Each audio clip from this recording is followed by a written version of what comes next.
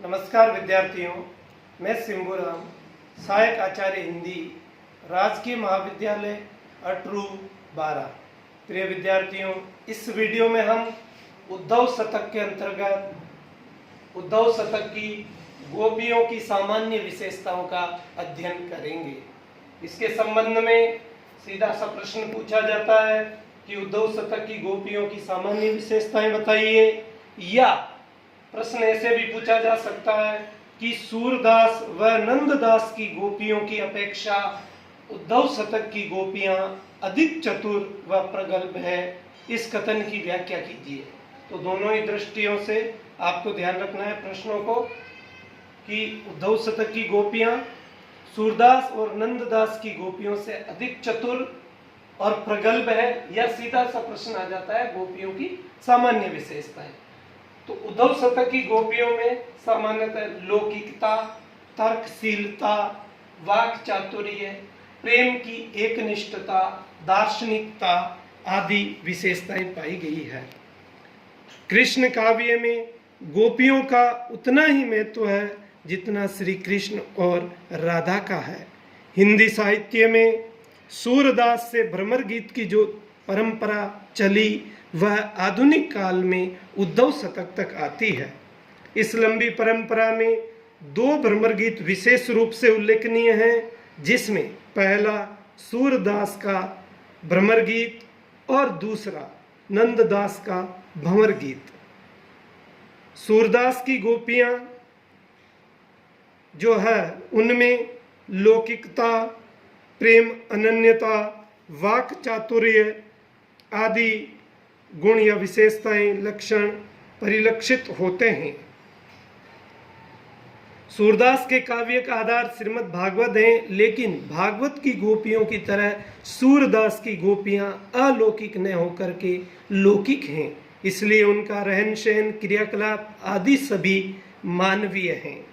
नंददास की गोपियां सूरदास की तरह नंददास की गोपियों में लौकिकता एवं प्रेम की अनन्यता व एकनिष्ठता तो है ही, साथ ही उनकी सरलता और भोलापन उनमें नहीं है।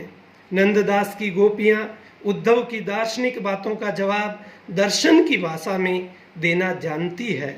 जब उद्धव उन्हें निर्गुण और निराकार ब्रह्म का उपदेश देते हैं, तब नंददास की गोपियां उनके उपदेश का तर्क की भाषा में खंडन करती है। इतना ही नहीं, नंददास की गोपियां उद्धव से शास्त्रार्थ करने को भी उतारू हो जाती हैं। इस तरह देखा जाए तो सूरदास की गोपियों में वाक चातुर्य के साथ साथ हृदय का स्वाभाविक प्रवाह है, तो नंददास की गोपियों में दर्शन के ज्ञान की अभिव्यक्ति और प्रखर बौद्धिकता है। उद्धव शतक की गोपियां उद्धव शतक की गोपियां सूरदास और नंददास की गोपियों का समन्वित रूप हैं, अर्थात उनमें भ्रमर गीत की गोपियों की भांति वाक चातुर्य और सरलता भी है, तथा नंददास की गोपियों की तरह तर्कशीलता और दार्शनिकता भी है। इनके अतिरिक्त लौकिकता और प्रेम की सुदृढ़ता उपयुक्त दोनों कवियों की गोपियों के समान है। उद्धव शतक की गोपियों की प्रमुख विशेषताओं को हम निम्नलिखित बिंदुओं के अंतर्गत अध्ययन कर सकते हैं, जिनमें पहला है लौकिकता।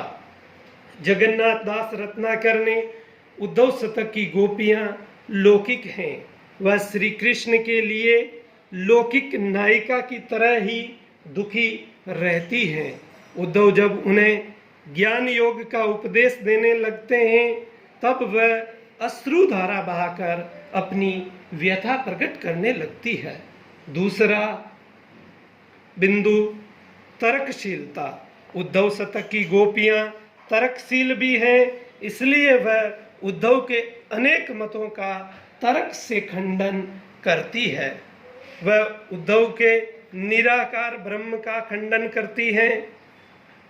अगला बिंदु वाक चातुर्य। उद्धव शतक की गोपियां वाक चातुर्य से पूरित हैं।